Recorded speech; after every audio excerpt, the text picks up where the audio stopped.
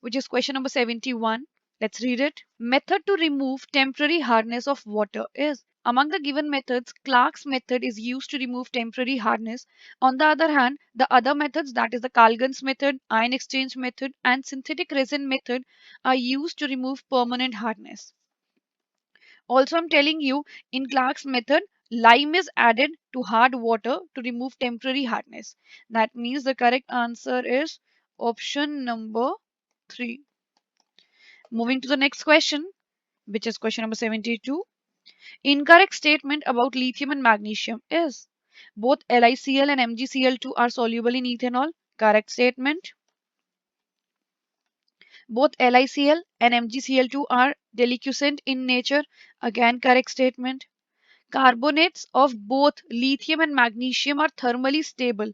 Student, this is an incorrect statement as the carbonates of both lithium and magnesium are thermally unstable. I'm writing the structure. So here it is lithium carbonate. This on heating decomposed to give Li2O and CO2. Also Mg, that is magnesium carbonate, on heating decomposes to give magnesium oxide and carbon dioxide. Moving to next, both lithium and magnesium combines directly with N2 to form lithium nitride and magnesium nitride respectively. This is also a correct statement. That means the correct answer for this question is option number 3. Moving to the next question, which is question number 73. Let's read it. Which of the following is not a nucleophilic substitution reaction? Students, in case of nucleophilic substitution reaction, one nucleophile substitutes the another one. Here, in case of option number 1, we can clearly see that iodide had substituted chloride, and this is the nucleophilic substitution reaction. Moving to next, here bromine is substituted by NH2, again a substitution reaction, nucleophilic substitution reaction. Moving to next, Br is substituted by NH2, again a nucleophilic substitution reaction. Moving to next, CH3COO, CH3, NaHSO3. Student, we can clearly see here there is an addition reaction. Here double bond breaks to form, here one pi bond breaks to form two sigma bonds. Students, here we can clearly see that one pi bond breaks to form two new sigma bonds. That means option number 4 is not a nucleophilic substitution reaction, rather is a nucleophilic addition reaction. That means the correct answer is option number 4. Moving to the next question, which is question number 74. Let's read it.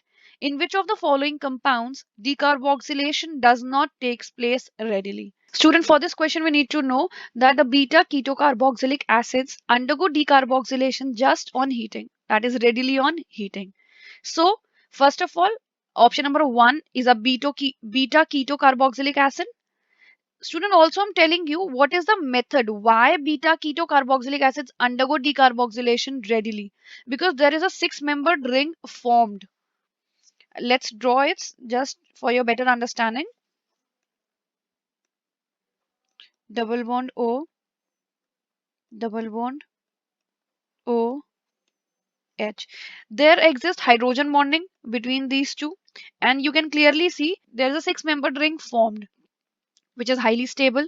So the bond will break, this bond will shift here, this bond will shift here, and this bond will shift here. As a result, CO2 will be eliminated and the compound so formed is OH, and there will be a double bond. This on tautomerism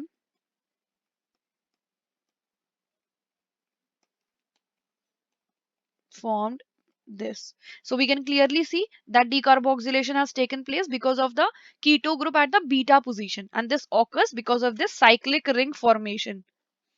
Student, so we can clearly see that beta ketocarboxylic acids readily undergoes decarboxylation. So we have to identify that among the given acids which is not a beta keto acid. Number 1 is a beta keto acid. That means this will undergo decarboxylation readily. This is also a beta keto carboxylic acid.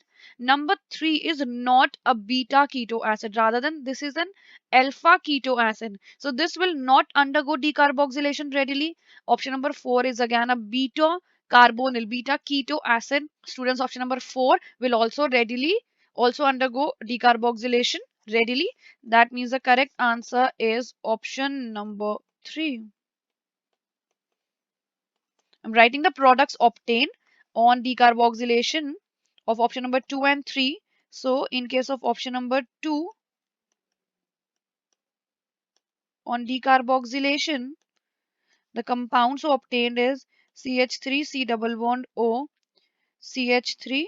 And in case of option number 4, on decarboxylation,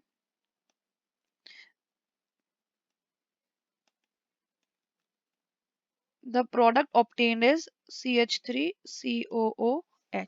That means the correct answer for this question is option number 3. Moving to the next question, which is question number 75. Let's read it. The product obtained when nitrobenzene reacts with Na3ASO3 in alkaline medium, that is with NaOH, is, students, nitrobenzene when reacts with Na3ASO3 in alkaline medium or alkaline glucose solution.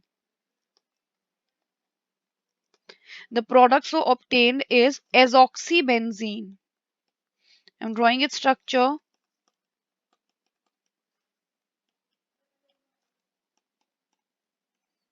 This is azoxybenzene. That means the correct answer is option number 1. Moving to the next question.